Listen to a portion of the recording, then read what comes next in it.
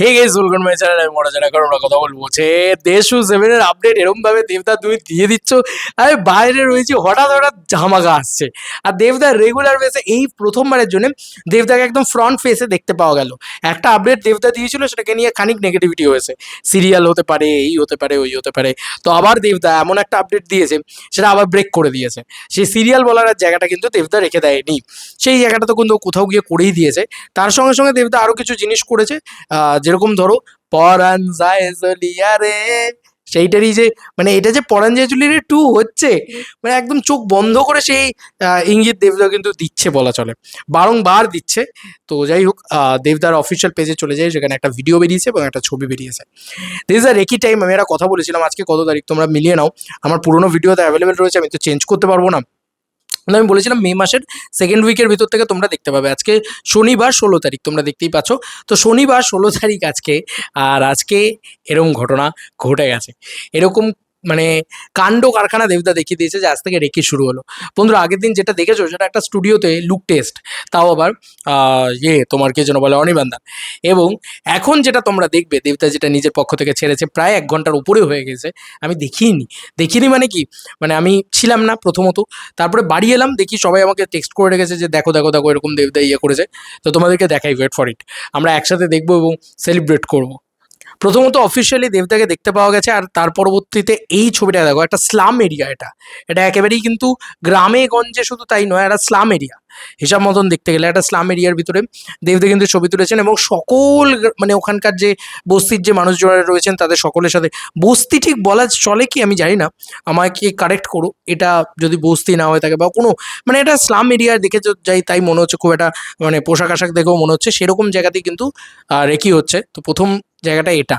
আর দেবদার এই ভিডিওটা বেরিয়েছে, ও ভাই, দাদার এই ঘোড়াটা কিন্তু হেভি। আর দাদাকে অনেকদিন বাদে হাসতে দেখতে পেলাম, তো মনটাই খুশি হয়ে গেছে। হ্যাঁ, র একটা ভিডিও, ভালো করে শোনো। পরাণ যায় চলিয়া রে, কি গো, এইটুকু বাচ্চার হাতে একটা স্পিকার, আর সেখানে বাজছে পরাণ যায় চলিয়া রে। তোমাদের কি মনে হয়, তোমাদের কি মনে হচ্ছে?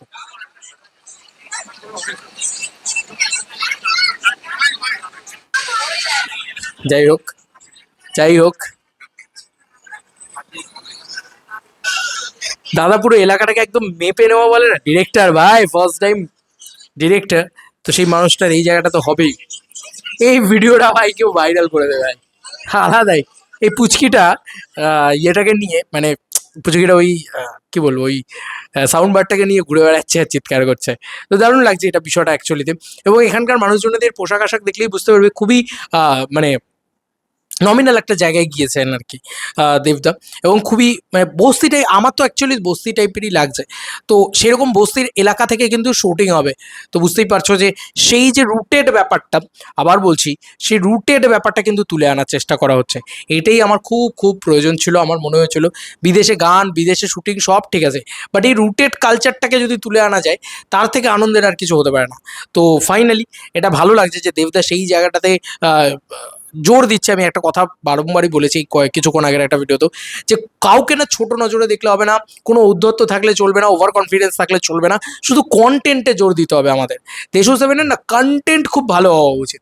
যদি একবার হয়ে যায়, অ্যাজ অ্যান ডিরেক্টর দেবদা যদি ফাটিয়ে দিতে পারে, আমার মনে হয় যে সত্যিই বলছি কেউ ধারে পাশে টিকবে না। কিন্তু আমি আগে থেকে বলে দিলাম কেউ ধারে পাশে টিকবে না, এটা বলা যায় না, বলা উচিত হবে না। কেন বলছি, কারণ কন্টেন্ট ইজ আলটিমেট। যদি ভালো গল্প হয়, যদি কমার্শিয়ালি ভালো গল্প হয়, রুটেড কালচারটা থাকে খাদানের মতন, জমে যাবে ভাই, জমে যাবে সিনেমাটা। দেখো তুমি, এবং দেখবে পাবলিক কত এনজয় করছে। এবং এগুলোই তো পাবলিক দেখতে চায়। দেখো, এগুলো তো সব ছবিতে পাওয়া যায় না। সবাই তো কলকাতা দেখাচ্ছে, সবাই দামি দামি গাড়ি দেখাচ্ছে, সবাই দামি দামি জিনিসপত্র দেখাচ্ছে। এটা খুব একটা গরিব একটা চত্বরকে দেখানো হচ্ছে কিন্তু হিসাব মতন। তো আমরা যদি দেখি, এটা গোটা ভিডিওটাই তুমি যদি দেখো, আমি সাউন্ডটাকে কমাচ্ছি।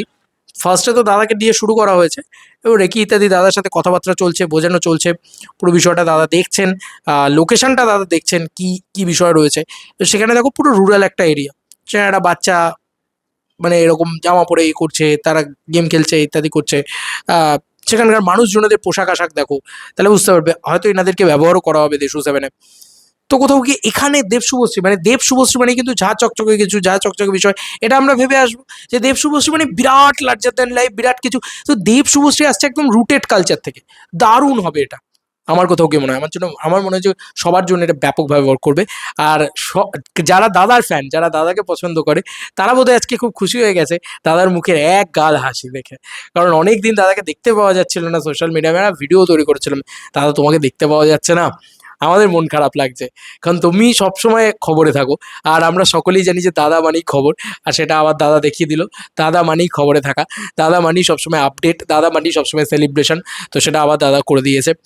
তো দেশু সেভেন অলরেডি তুমি আমি প্রত্যেকে এক্সাইটেড, আমার বলার অপেক্ষা রাখছে না। আমরা জানি যে সকলেই জানি যে তোমরা সকলেই এক্সাইটেড। তার সঙ্গে সঙ্গে এরকম একটা আপডেট, এরকম একটা সেলিব্রেশন বলা চলে। তো ভালো লাগছে, ভালো লাগছে, মানে আমার ব্যক্তিগতভাবে হেব্বি লাগছে। একে দাদাকে দেখতে পেয়েছি এতদিন বাদে, হাসি খুশিভাবে দেখতে পেয়েছি, এটা ভালো লাগছে। রেকি চলছে, রুটেড জায়গায় রেকি চলছে, সব দিক দিয়ে না প্রচণ্ড একটা পজিটিভ ভাইব পাওয়া যাচ্ছে, একটা পজিটিভ গন্ধ পাওয়া যাচ্ছে দেশু সেভেন থেকে। এবং যারা সিরিয়াল বলেছিল তাদের মুখে জামা ঘষে গেছে একদম রীতিমতো, যে ভাই সিরিয়াল তো এটার কোনো জায়গাই থাকছে না, কারণ এরকম একটা রুটেড কালচার, এরকম একটা রুটেড জায়গা, এরকম একটা বস্তিকে কেন্দ্র করে রেকি চলছে, তার মানে একদম পরিষ্কার হয়ে যাচ্ছে যে this is not a serial বলার মতন জায়গা। ওটা একটা স্টুডিও ছিল, একটা লুক টেস্ট ছিল। এবার মানে আরো ভয়ানক কিছু আসতে চলেছে দেশু সেভেন থেকে, যেটা এক্সপেক্ট করবে না সেটাই দেবে। তুমি কি জানতে? আমি অন্তত, আমি সত্যি বলছি, দেশু সেভেন এমন একটা ছবি, যে ছবিটা তোমাদেরকে বারবার শক দেবে, বারবার চমকাবে। এবং এটা সত্যি কথা, তুমি দেখো, তোমরা দেশু সেভেন আসবে এটাই তো আমরা জানতাম না, সেটাই এসছে ভালো কথা। এখন তুমি বলো যে এইরকম বস্তিতে শুটিং, এরকম রুটেড ব্যাপার, এগুলো হবে, জানতাম না তো, হঠাৎ করে হইলো। তোমাদের আর কি মতামত ভিডিওটাকে নিয়ে জানিও কমেন্ট সেকশনে। চলো বন্ধু, নতুন কোনো ভিডিওতে দেখা হবে, বাই।